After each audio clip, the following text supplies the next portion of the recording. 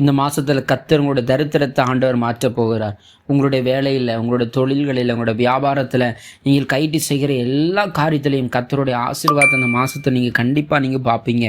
இது வரைக்கும் உங்களுடைய வாழ்க்கையில், உங்களுடைய குடும்பத்தில் நீங்கள் நஷ்டத்தை மட்டும் நீங்கள் பார்த்துருந்துருக்கலாம். ஆனால் ஆண்டவர் சொல்லுகிறார், கர்த்தருடைய ஆசீர்வாதம் உங்கள் மேலே என்ன பண்ணும்? தங்கும். வசனம் சொல்லுகிறது, இஸ்ரவேலை ஆசீர்வதிப்பதே கர்த்தருக்கு பிரியம் என்று சொல்லப்பட்டிருக்கிறது.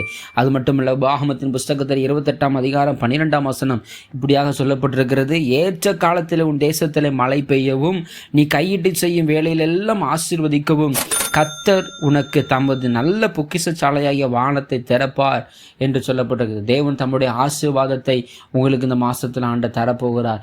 உங்களுக்காக வானத்தின் பலகணிகளை திறந்து இடம் கொள்ளாமல் போகும் மட்டும் ஆசீர்வாதத்தை இந்த மாதத்தில் நீங்கள் நிச்சயமாக நீங்கள் பார்ப்பீங்க. உங்களோட வாழ்க்கையில் தரித்திரம் மாறும், கஷ்டம் மாறும், கவலைகள் மாறும், பொருளாதாரத்தில் ஒரு செழிப்பு கர்த்தர் இந்த மாதத்தில் தர அவர் போதுமானவராக இருக்கிறார்.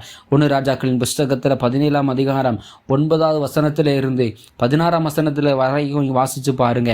கர்த்தர் எலியாவை கொண்டு சொன்ன வார்த்தையின்படியே பானையிலே மாவு செலவழிந்து போகவும் இல்லை, கலசத்தில் எண்ணெய் குறைந்து போகவும் இல்லை என்று சொல்லப்பட்டிருக்கிறது. பஞ்ச காலம் முடிகிற வரையிலும் தேவனுடைய ஆசீர்வாதம் தம்முடைய பிள்ளை வீட்டின் மேலே இருந்தது போல இந்த நாட்களிலும் பஞ்ச காலங்கள் முடிகிற வரையிலும் உங்களுடைய வீட்டில், உங்களுடைய குடும்பத்தில் ஆசீர்வாதங்களை கர்த்தர் தர அவர் போதுமான ஒரு தேவனாக இருக்கிறார். கர்த்தரை பற்றி கொள்ளுங்கள், அவரை பிடித்து கொள்ளுங்கள், அவரே விசுவாசிகள், அவரோடு கூட எப்பொழுதும் இருக்க பிரயாசப்படுங்கள்.